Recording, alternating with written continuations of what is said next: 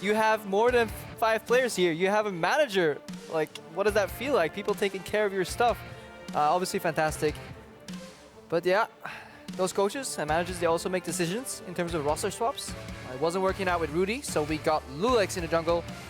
Wasn't working out with Extinct on support, so we got Noxiak back here. And Noxiak, I want him to perform, because tomorrow he's playing against Fnatic, and that's the grudge match. And yeah, that's when I want him to go A2, Daylor, and just, yeah, well, get the revenge. We'll see if he can. Fnatic lost last week to a bottom 4 squad.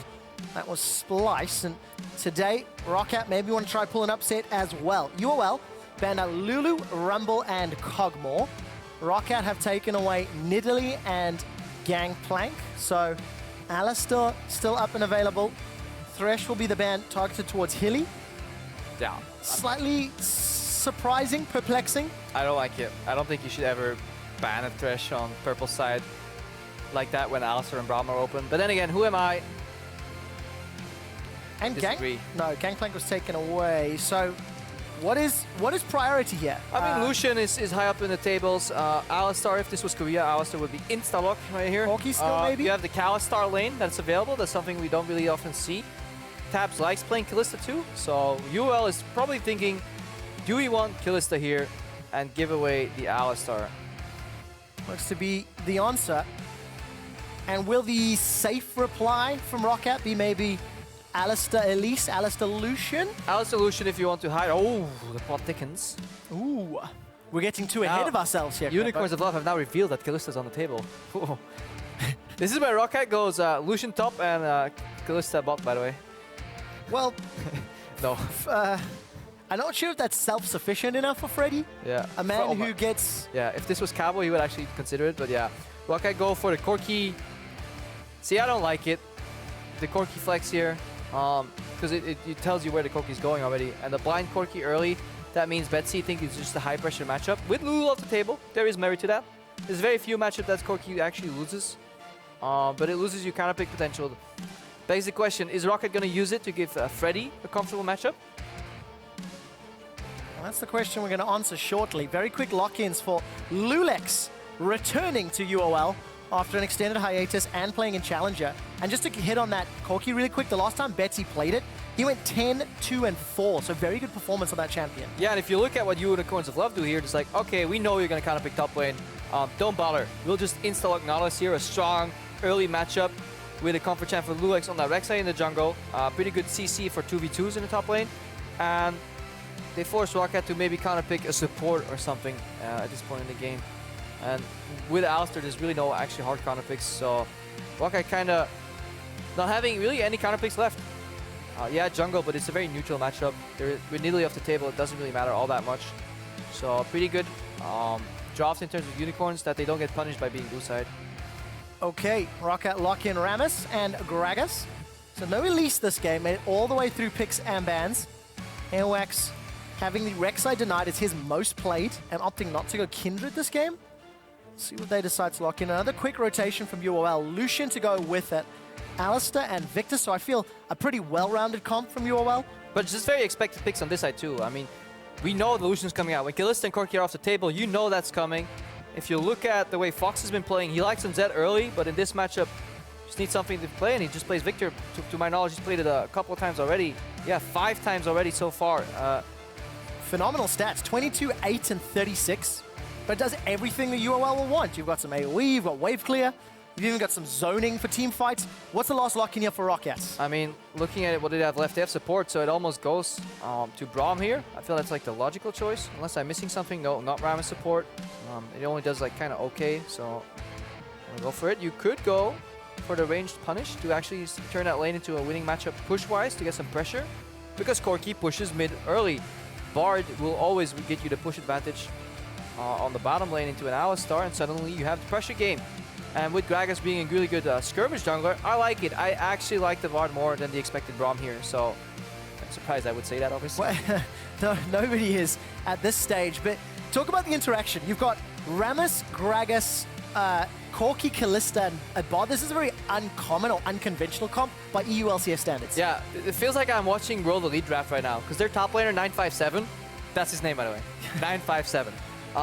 he like blind picks Rammus 3 games in a row. He picks it into Lissandra, which actually surprisingly well works because you can taunt her when she's clawing, and she can't claw away early enough, and if you do it at the right frame, she's always kind of caught. So plays it a lot. It has a pretty deceptive amount of damage, around like 15 to 20 minutes. It is really, you need to expect what's coming there because Rammus can deal so much damage, but then post 25-30, it just completely falls flat. Especially if you're sticking around as a Nautilus with that dredge line, with that Riptide.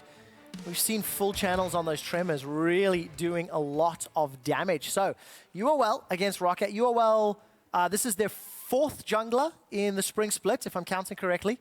Trying to still find the rhythm. They've fallen off in tempo. They were an early game team at the beginning of the split.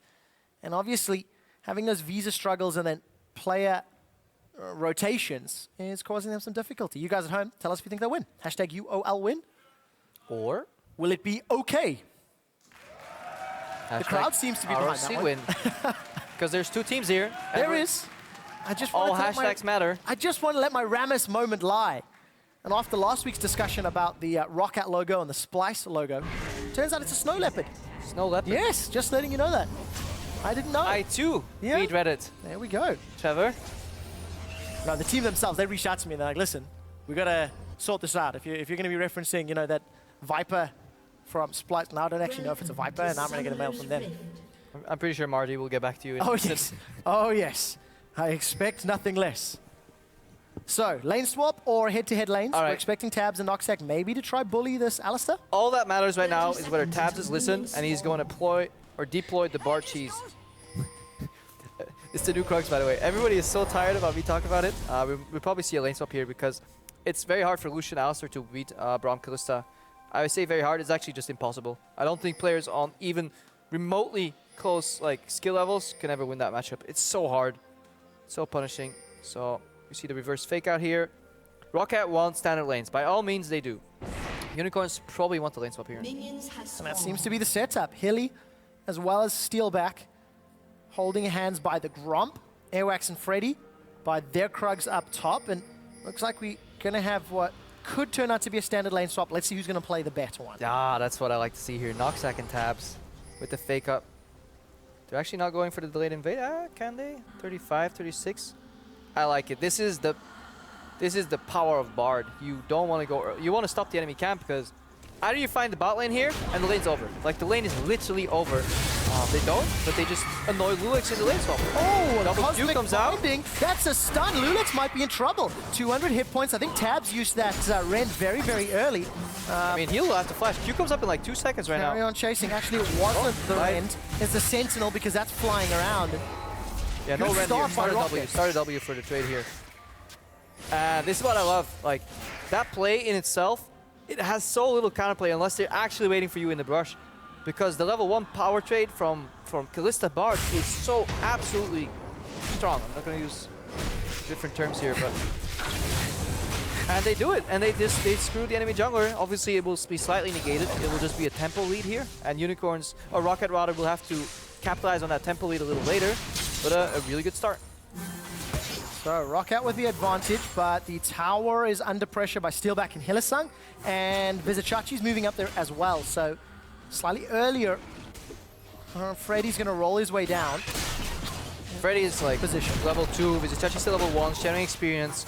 We can finally see a snowball on Freddy because Freddy plays on an island so far. Airwaks has the lowest jungle gravity, which is like the interaction, the amount of time they spend in range with each other. That's just what you need to know about gravity here. And Freddy is playing completely isolated. He gets a lot of CS, on average, pretty high, but his opponents are just allowed to free farm too, because there is absolutely no jungle, especially on the side of ROCCAT. So Freddy being spiraled ahead here in the matchup against Vizicsacsi, some of the better top laner in this season so far, is really crucial. Yeah, very much indeed. Put a number to it. It's actually less than half the league average. And this is the time Airwaks spends the top. So that red buff will be secured because of all that jungle pressure Tabzz and Noxiak put down. 3 buffing, Loulex going to put him behind.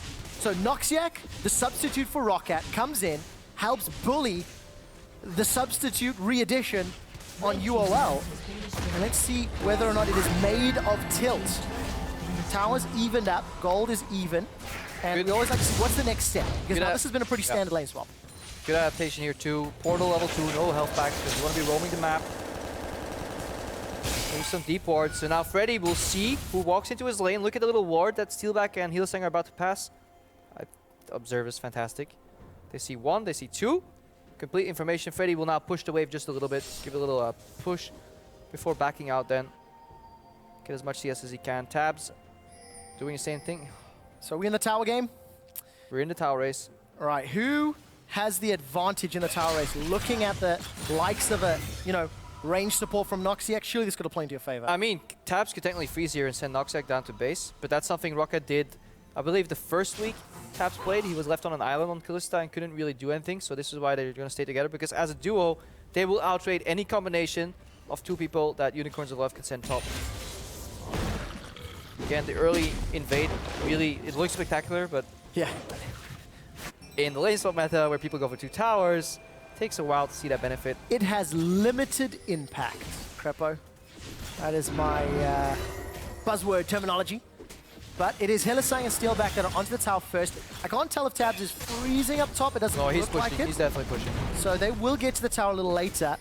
Just, this is at the point in the game where you don't even need to watch the mini-race. The fact that there's 4 people in that vicinity just gives you the assumption that he pushes. If you're then wrong, you're never as wrong as he is, because he should always be pushing in that case, especially when his tier 1 is getting sieged on.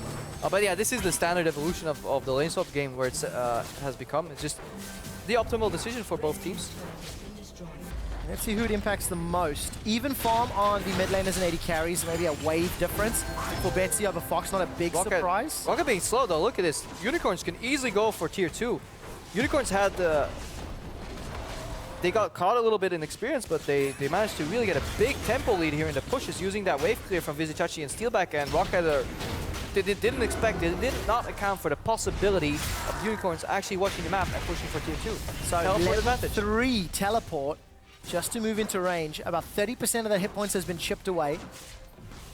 Not the greatest of tower taking champions just there, and Unicorns will at least get some damage, and the gold will be evened out. So teleport advantage to UOL and Chachi. Teleport advantage should be a slight experience lead the way this is played out. Vizicsacsi level 3, Freddy level 4 right now. Thanks to TPS. Thanks to the early chunk really in the jungle, and then Vizicsacsi now has to catch up. If they can punish him, maybe. Noxiak needs to see if he can find a creative opening in this very largely open map right now with those portals, and maybe predict a roam from Hylissang. Uh-oh. Uh-oh. Uh-oh, Spaghetti-O. So bad when you see this coming. The body slam into the barrel. 2-man knockup from Hilly. They're fine, by the way. And nothing happens, actually. Yeah, because they both wait to get pulverized. Noxiak does not position for a Q into the wall. Obviously, they will never chunk him. This is why Alistar is a pretty safe face checker, too. Yep. Hylissang just walks back out. Guys, I found them. Takes a snowball to the face and clears out the pink ward. Fans in favor of Unicorns, 69%. Think that they'll come out on top of ROCCAT. We're underneath them at 31%. Noxiak, Cosmic Binding will just apply the slow. That's actually what confused me a tad earlier. And it's actually a very deceptive skill shot because people will get hit, then flash, and then they get connected to the wall still, obviously. And everybody will be like, what?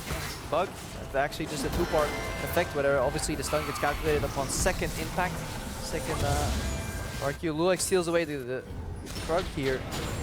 And also, Unicorns have completely equaled out that early exchange. Unless Freddy can punish Chachi here, he will soak up that minion wave. Things will be equal. Freddy's got a lot of minions to play with, a 2-level advantage. Can he force it though? Got the tremors, and there's no tower to fall back to. Let's take a look, because I feel like he can. Oh, Betsy's looking for a package. Spinning those blades out. Betsy's going to be able to pick it up. There's the tremors, the prolonged damage. This is something that Krepo you were talking about in Picks and Bans.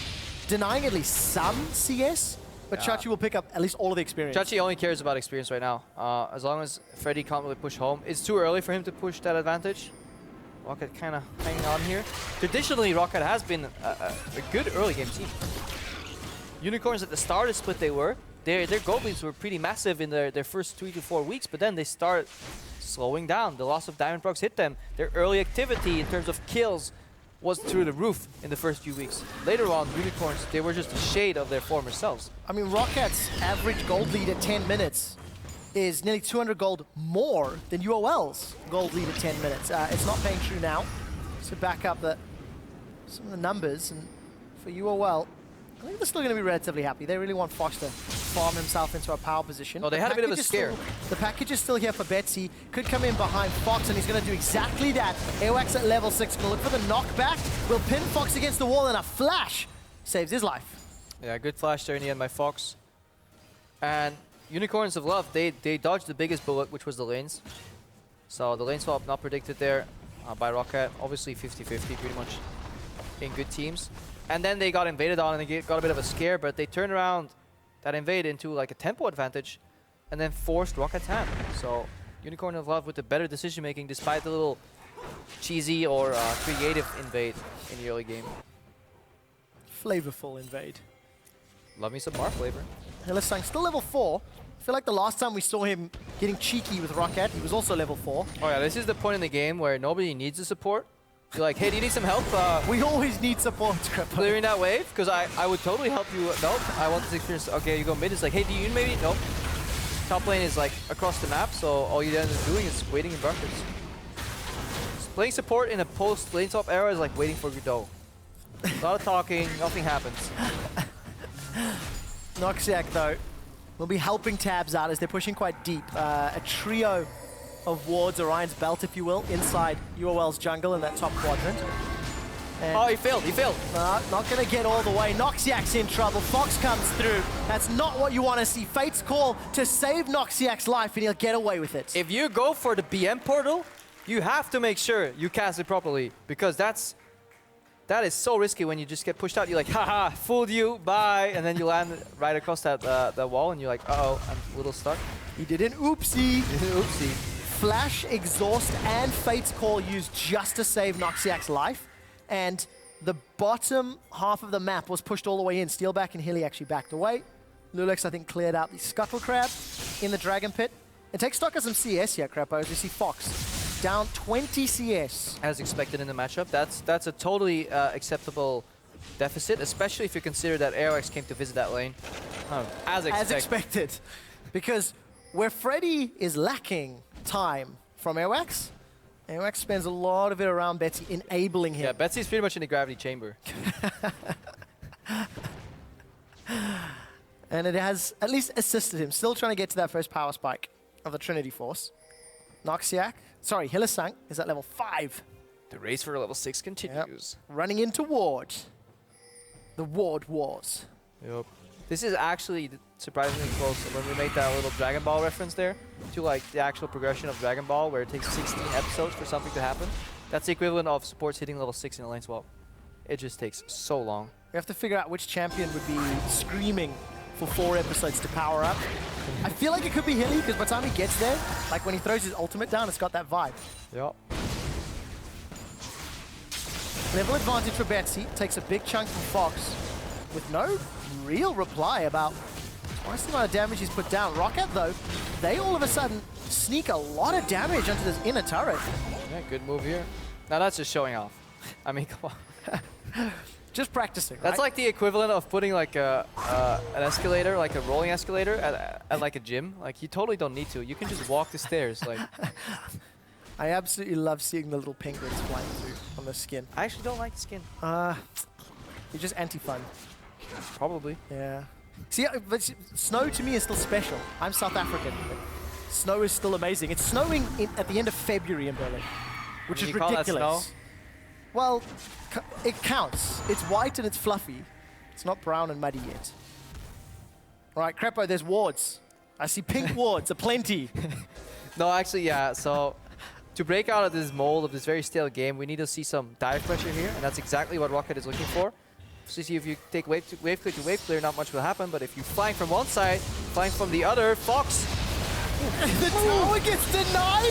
Noxiak, what a shot! Yeah, what a shot! But he almost screwed over that dive. He almost saved Fox. If Fox could like step one more inch forward, Noxiak would have the very embarrassing moment where you try to help your team, but you kind of give a free Zanyas to the opponent. Slightly unnecessary too, but yeah, this is the power of Bard. You can set up tower dives by just eliminating a tower. You're like, this tower you see there, it's gone. Obviously, it wasn't really needed because good flank here from Freddy, and Unicorns kind of resting on their laurels, playing too far back here, just allowing folks to get dove. That should never happen. He should always have backup. Great play there from ROCCAT. They actually secure first blood in 2/3 of the games that they play. Barrel comes out, just splits the minions from Chachi. Insta-slow on the barrel roll Q, dredge line to the corpse of a tower, and Freddy, he wants to spin to win. A two-man knockup, but there's no more mana. Freddy will connect with the Powerball. He's gonna die. Tremors. He did die. Yeah, what's happening on the rest of the map right now? Can they capitalize here? Time spent from ROCCAT in the top lane. A little golf clap comes out. That's the problem with these tanks fighting each other. Very predictable. But this setup from ROCCAT is actually very good. And Fox is like, nope. Oh. Freddy actually secures that kill too. Not really needed because he had no flash. And this is lack of communication on ROCCAT. So while the setup is fantastic, you should expect that these guys at least talk to each other. When you're going to dive somebody should, hey, does this guy have flash? Yes or no? Freddy completely forgot about that question, didn't have the answer right there, and then he wasted his flash for the dive. So this is something we have to criticize on, because if you talk to Sean's on the coach's desk or the analyst desk earlier, he's like, you got to prepare. You got to know their answer to your play, and then you're one step ahead. And obviously ROCCAT just not quite yet in that phase. I'm trying to remember his quote. Was it, if you 80% of macro is thinking what your next move is and how your opponent replies. That's something that can be learned by all of the teams on the stage. What is the missing 20%? It's like a Powerpuff Girls intro, you know? Ingredient X for the macro game. All things nice. Headbutt pulverized. Hylissang level 6. Finally powered up after 4 episodes. And we're 15 minutes in. But still advantage to ROCCAT. 2,000 gold lead. They have a tower lead. And they've got big CS advantages in their solo lanes. But Steelback, the quiet carry, the janitor of Unicorns of Love, if you will, always cleaning up the mess that starts. He's still waiting to get that broom. Yeah, Tabzz stuck again on the side lane. Ideally, he would definitely wants to be mid, or at least close to his support, so they can enable each other with these trades. Split pushes here. And you got to keep your eyes on Freddy, because he's the one that kind of has to force the opening. Combine Tempered Fate into Fate's Call with Freddy rolling in. That is the play pattern for the Unicorns. Freddy's already used Tremors to try push Chachi back.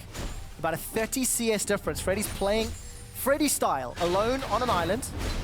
And he can try to roll himself out of trouble. Has got some minions to work with and poking Chachi down. While the rest of ROCCAT will be securing Doom's Eve by taking down the Herald. Yeah. Will it be Airwaks that picks it up? Nope. You can give it to Tabzz for the split push, because that actually enables ROCCAT's 1-3 run right now. Tabzz on his own, can't really push that well. With that buff, he could keep that lane down, which means ROCCAT can keep doing this, choking vision away from the Unicorns, leaving them with only predictable moves. And then eventually, if they can keep this up for maybe 5-6 minutes, then they can start looking at Baron as an objective. And obviously, 50-50 Barons are so much easier for ROCCAT because they have Kalista. It becomes an 80-20. Let's see if ROCCAT, how quickly they can get to it. Noxiak has completed his Eye of the Watchers. So, departure from the itemization we've been seeing in all previous games, but also first time Bard today. Yeah, if you snowball on Bard, you can go for the Spooky Ghost, and then you obviously Spooky Ghost into the Tempered Fate, but it leaves you so incredibly squishy, and it's a very risky move, so you need really good confidence in your play. And it's a little safer to go for the quadruple wards. Also just avoiding picks here. Vision control is paramount to these mid games. Right, package is available. The last time it was up, Betsy used it in the mid lane to jump in behind Fox. They didn't secure a kill, but it was at least one of the... They burned the flash that resulted in the kill and the dive to the tower. Yeah. And obviously that's the way you kind of need to force things against good teams. Very, very rarely will you just force an opening immediately. You need to set it up to play and revisit it later. The same way with lane swaps. You get a small tempo advantage. Later on you can capitalize. Yeah. 2, 3, 4 steps ahead. That's what these guys are looking for. Noxiak now placing wards to enable Tabzz' split push. I think he should still have that Doom's Eve available. Probably not for too much longer, while Betsy is pushing in waves middle. So ROCCAT doing a decent job at pushing in, putting wards down. Landed that one. And 5 pinks on the side of UOL. I feel like every time I look down, there's a lot of pinks in the inventory. I like it. I absolutely adore it, because when your support is roaming in the jungle, hang on, Betsy going in. Great flash again. Right, in 3 minutes he'll die with Tempered Fate, or Airwaks will die right now. Forced to use both his flash and an explosive cask during the trade. Yeah, fantastic flash there by Fox. Quality time flash from Airwaks whiffs due to his flash. But yeah, again on those pink wards, when you see the enemy jungler take a leisurely stroll in your jungle, you see the enemy support do that rather, you know it's completely lit up with wards. And that's obviously when pinks come to the rescue. All right, ROCCAT, they're looking pretty comfortable at 20 minutes into the game. Rammus is starting to get tankier and tankier. Invested a lot into armor though, so he does not want to find Fox in a team fight. Is he an armadillo? Oh. Betsy, Trinity Force almost got that IH completed, and Tabzz also getting near his Hurricane. So look at that, Thorn Mail. It's so annoying for an AD carry, especially when all the 2 item combos, there is none of them that is efficient, that actually has lifesteal in them. So it's so annoying for Steelback to play these fights right now. The zoning potential from Freddy is really big. And this is also the spike because Rammus obviously scales so well of armor. Damage to deal so much damage in these fights that are coming up. And if ROCCAT can secure a Baron bait, maybe like 3 or 4 minutes from now, it will be incredibly hard for Unicorns to react. So Fox, no flash. Tempered Fate's available for Noxiak. Vision around Baron and a teleport up for Freddy. Look at the positioning on the map. All of the vision is getting pushed deeper and deeper into that quadrant. They're cross-mapping ROCCAT by saying we'll trade towers, and then they realize we can't actually kill this Rammus because you really suicide on his Thornmail. Unicorns realize that when they're right next to the Rammus. It's as if they don't have tab available to check the items. So this is a major mistake here in terms of planning your game movements. They planned to cross-map them by going trading towers on tier 2s, then they realized they couldn't. This is no foresight whatsoever from Unicorns. No, none whatsoever. ROCCAT, however, are showing foresight. They've got the tower down, they've got the crab around Baron. Maybe not the greatest vision after that invade, but admittedly, they've only just picked up some pink wards. So let's see them play around the next objective. 1 dragon secured. It was UOL that snuck it, and it is just respawned about a minute ago. All right, Noxiak is definitely looking for Tempered Fate here. Onto Fox. Flying from Loulex, they find Hylissang. Counter engage. Great Secret comes out. Fox moving up on Betsy here. Good exhaust. A lot of damage. Defensive flash from Betsy. This is what you also expect from Viktor, despite being down in CS. Ooh, he is going to be able to come up. It's not done yet. A flash forward from Hilly. Unbreakable Hill. He's going to pulverize and headbutt away. Tabzz gets out, and that Tempered Fate did nothing. It did not connect with anyone. A lot of summoners blown. Yeah, you can definitely see Noxiak looking. If you played some Bard, you could see he was actually looking around. Should I ulti Betsy here against the ultimate? Is he dying to ignite? No, okay, now I go forward. You know somebody will flank, so he tried to cut off the help there that Unicorns would send into that fight, but a little over-eager with the ultimate. A little nervous maybe being back on stage here in a different team. Yeah. Obviously wants to prove himself after he was removed, mutually left the Fnatic roster. Yeah, synergy just wasn't there. But ROCCAT seem to be punishing UOL here. They're just slowly creeping ahead, slowly pulling advantages. If you go all the way back to the lane swap, it was actually UOL that had that initial chip. Yeah, they definitely had the tempo, but if you go back to the start, it was a ROCCAT being created there with the invade. Almost looked like that made me panic, actually. Yeah. Like, should I be shouting right here? Oh no, thank God no. It's not the same as that reign over Olaf axe last year. Cheeky steal. So, siege potential in this middle lane. ROCCAT have got a 4-man stack. Betsy's going to move his way from bottom lane. They have to put dive pressure though, or rotate, because they can't deal with Viktor. Viktor's stuck in the bottom lane though. Dangerous waters. Face checking Nautilus here though. Just keeping tabs on everybody. Wow, keeping tabs in the bottom lane as he takes down the inner turret. Hey. Really uncontested, but it feels like we're still in a lane swap without it being in a lane swap. I know that's maybe a weird thing to say. Is that because nothing is happening while towers are falling? Well, yeah, it's like I'm going to bully you with more numbers and you have to run away from the objective. I mean, yeah, it's ROCCAT's. It's similar to what kind of HTK does in a sense. Oh, hang on, before people are like, this is totally not the way HTK plays. It's just, this is our play. Here are your answers. None of them are actually good enough. We will now take your tower. Okay. And that's what ROCCAT's doing here. Obviously, Unicorn siege up though. We have flank. Left side, watch the Gragas. Tempered Fate's available, so this could be a little bit of a forced fight here from ROCCAT if they so choose. That's the cool thing about ROCCAT as from their engage perspective. They have opt-out. A lot of engage is very all in, and then what do we do from here? If it sticks, we go. But like for ROCCAT, they take a tempered fate and then decide what their next move is. Let's see what the decision will be. ROCCAT forced to defend. The package is available, and Tabzz is not with the team. Vroom! I'll give you this one. There's that one, okay. I was waiting for the... If I could do a convincing bird noise, I'd do it here, but... I was waiting for the nod of approval.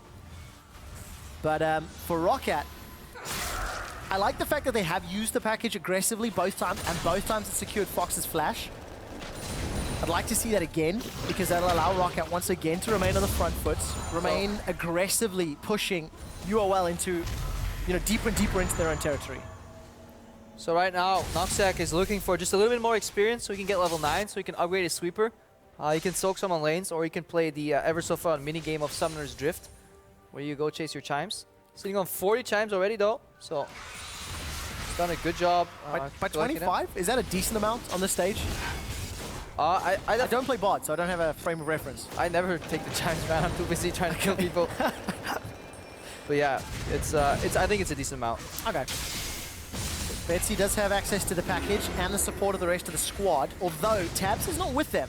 Tabzz is again trying to shove the lane in, but there's no tower. Yeah, Unicorns, their blue trinkets all on cooldown. The one ward on the Baron area is there, and then the Vision Denial is slowly working out. For ROCCAT, their goal right now is have Freddy push out bottom lane, hopefully keep control here, protect the chokes, at least see where the Unicorns are warding. So next sweep works, and then the Baron bait can finally start. I'm also getting emotional. It's so beautiful. It's the original EU meme, the Baron dance. Hey, I like it. I don't mind it. I don't mind it. I just like to see it done properly. And this is the problem with the Baron dance. Eventually people base it and then all your vision disappears. Yep. The pressure is alleviated and Betsy's package times out. Wasn't able to use it. He's got his own sound effects. I don't need to do it for him. Yep. And Chachi, I like the skin. Chachi's got the Zrot portal, which he placed down in the bottom lane. I can just see it there. Yeah, definitely good itemization here. You want something to keep that Rammus busy and then group with your team. We now have his Zrot cam. We had Turbo cam earlier. Zrot cam right now. Looking at Tabzz itemization-wise, Hex Drinker picked up, so he's a little scared of the Depth Charge coming out, followed from Fox. Because obviously, Freddy will be zoning Steelback in these fights. Well, Freddy teleports in and just gets booted away. And he's left for dead. Unbreakable will time out shortly and actually is able to survive. A flash body slam from Airwaks. He's got Fox and Loulex. This has gone horribly wrong for the Unicorns of Love. Loulex is forced to flash away. Chachi and Hilly are turning it back around. Noxiak stays alive. We didn't see the Tempered Fate used, I believe it was earlier. Betsy's trying to get one back onto Airwaks. 3 members of the Unicorns are down and Chachi's taking him on a magical journey. Freddy, with the help of Betsy, shuts him down. It's a 4 for 2. Yeah, completely wide off the face of the map there. Unicorns get crushed. Really good opening by Freddy, honestly. Noxiak with a little unfortunate series of events. Flashing into that wall. It's still a 50-50 though, because Kalista is dead. Loulex is around with tunnels. Betsy will have to zone, red buff proc.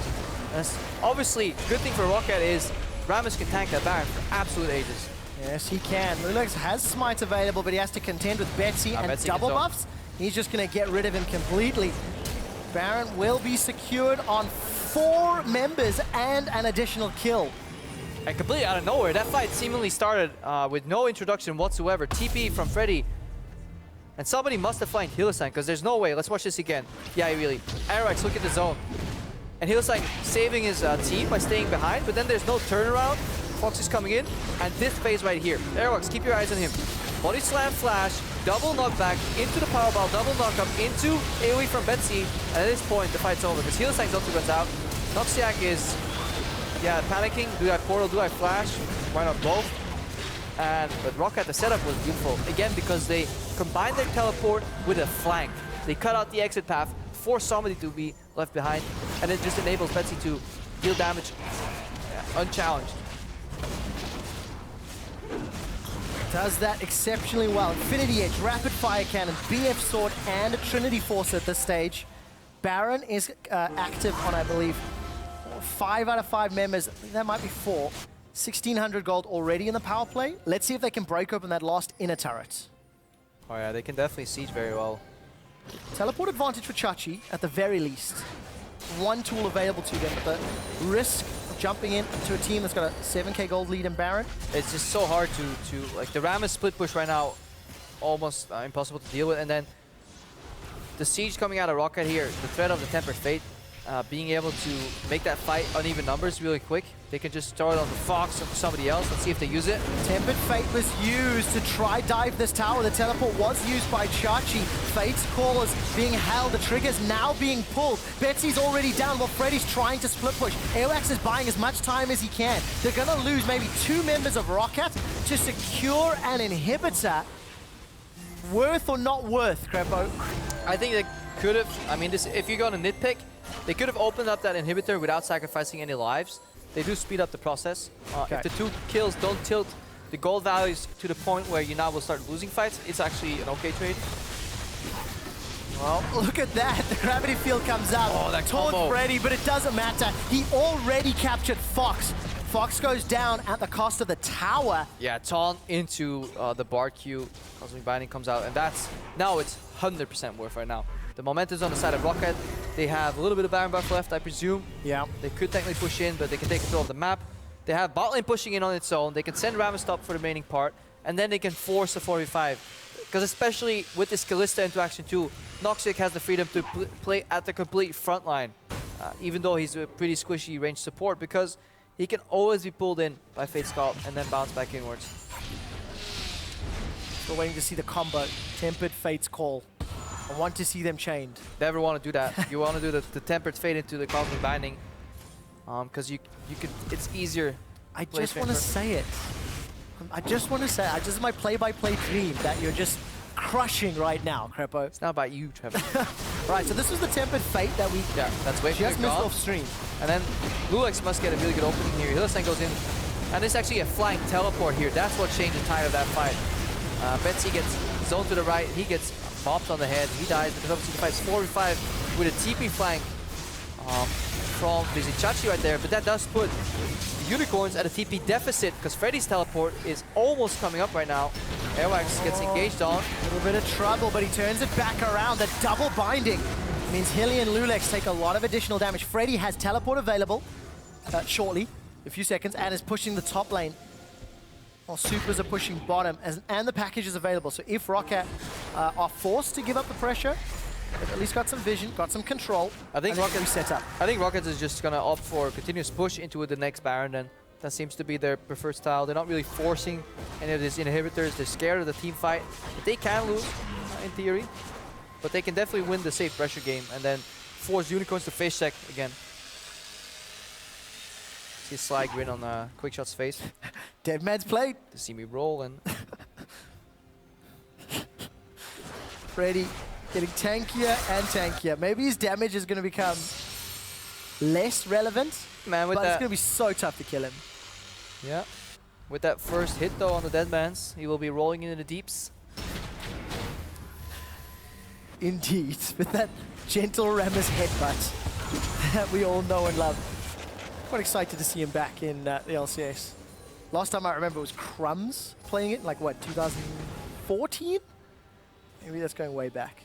Anyway, Freddy's going to continue pushing that top lane. TP's up. Chachi does not have his available, so that TP flank that turned the last fight somewhat in UOL's favor is not going to be available. Fox is split, actually. They are aware of that. They can either force onto Fox by just ulting him and taking the tower, or force in the mid lane. Well, we've got some time, Krepo. If Noxiak were to open up a dive on an inhibitor turret, where does the Tempered Fate go? Ooh. Obviously, it depends. Like, either you isolate the tower by ulting the members, or you just, you win the fight by ulting the tower. At this point, though, you kind of want to make a pick. That's too far. It's easy to say, obviously, you know, criticizing, but there's a certain distance. It's like 1.5 screens away where you can try that play. Other than that, it's too easy to walk out of the Tempered Fate. That's exactly what UOL did. A minion will tag Hylissang, so he gets rooted, and Airwaks again gets caught up by the dredge line. Nothing comes of it though, because he can just body slam to safety. And look at that, Freddy, not the greatest amount of MR. Gets pulled back. The flash body slam into Fox. Steelback. Steelback's trying to get away. Not having the same level of impact we're used to. Fox is taunted up by Freddy, and he continues to stay alive. Steelback re-engages, but the exhaust is fantastic, mitigating all of the damage. It's a 2 for 2 so far. Hilly's trying to peel away from Tabzz, but Tabzz will take him down. 2 for 3, and this opens the tower. Yeah, Betsy comes out swinging, aggressive flash into the fight, picks up 2, kind of turn it around because it was looking grim for a moment, but then eventually ROCCAT, obviously with that gold lead, they pull ahead. That's inhib number 2 going down, and this is complete control of the map right here. Betsy, yeah, again performing very, very well for ROCCAT. Enabled early on, farmed his way to power, 368 CS in 34 minutes. And really with 7 kills, more importantly, just really showing up. This tower's gonna melt too, 3-2. There's nothing they can do. Unicorns they've completely lost control of the game right now. At this point, it is up to ROCCAT to firmly lift the game into their hands, grab it tightly, and throw it over to the side of Unicorns of Love. Krepo, Tabzz gets caught out by the dredge line. Unicorns are trying to set something up. ROCCAT are trying to peel and kite backwards. Fate's Call is used, and Noxiak just pieces out to safety. At 35 minutes, ROCCAT are poised to take down a top 6 team. The reason that is so monumental, that would only be the 3rd time this split. I'll explain why in a moment. This all started with Freddy getting caught. Can I even say that? Yeah, I mean, he gets a little lost right here. Airwaks goes in for the re-engage. Airwaks then gets stuck in the base. Steelback is like jumping on Airwaks here. Maybe he should have finished off Freddy. It's debatable. The good exhaust here though, and then look at what Betsy just did to Steelback. That's 3 shots. Then he flashes out of the gravity field, and he gets the enemy Viktor. He's just straight up carrying these fights. Meanwhile, in the backline, we see like some tanks slowly fighting each other, but all eyes on Betsy for this game. Yeah, we see him being enabled early on, and he's showing that he can carry against a team like UOL, who's given him time to. So week 1 of the spring split, ROCCAT surprised everybody and took down Vitality. Only last week, Splyce took down Fnatic. Those are the only times this split, a bottom 4 team has beaten a top 6. Yeah, but is Unicorn still worthy of that top 6? Because they have been regressing, and that's something we've said many times about the Unicorns. We hope we were wrong this split, but progression and yeah, just improvements seem to be very slow in the middle of the season for Unicorns. Yeah. Where all the teams are catching up in improvement, Unicorns actually take a step backwards. Yes, there were jungle issues, but compare it with a team like H2K that can plug and play members and maintain a semblance of macro game of their playstyle. The Unicorns have been slowly just losing control. Yeah, that seems to be the case, and it's actually been a very similar game. Freddy just completely sneaks an inhibitor. ROCCAT find themselves on Unicorn's side of the base. There's minions pouring into the Nexus turrets. ROCCAT, they can zone. They should just go for the towers here. Freddy just doing his job. Fantastic job zoning. Freddy's going to be taking on 5 members of Unicorns of Love. Steelback is sitting on the sideline. He's pouring out the culling. Betsy gets booted backwards and he Valkyries to safety. Fox is the target. Exhaust is down, but he's backed away. Freddy trades his life with Steelback, and that is definitely worth it. A peel away from Noxiak, taking a magical journey, and Tabzz is trying to get away, but the Unicorns have turned this one around. They've not killed Tabzz though. Tabzz is trying to get the auto attacks down. He's got so much to work with. That's a double kill. Gonna look for the triple kill after the rend is used to slow Chachi. Fox manages to escape with his life, and Chachi tries to put his best Spider-Man impression, but it will not be enough today. Tabzz peels away, and actually he survives. Yeah, Fox is out of mana here. Airwaks closing in. Just want to buy time. Nexus Tower is about to fall, and just look at what Steelback did. Freddy touched him once. The damage was a Thornmail taking him down. And there's nothing that Unicorns can do. The super minions, the Winions are pouring onto the base. And only for the 3rd time this split will a bottom of the table team take down an upper table team.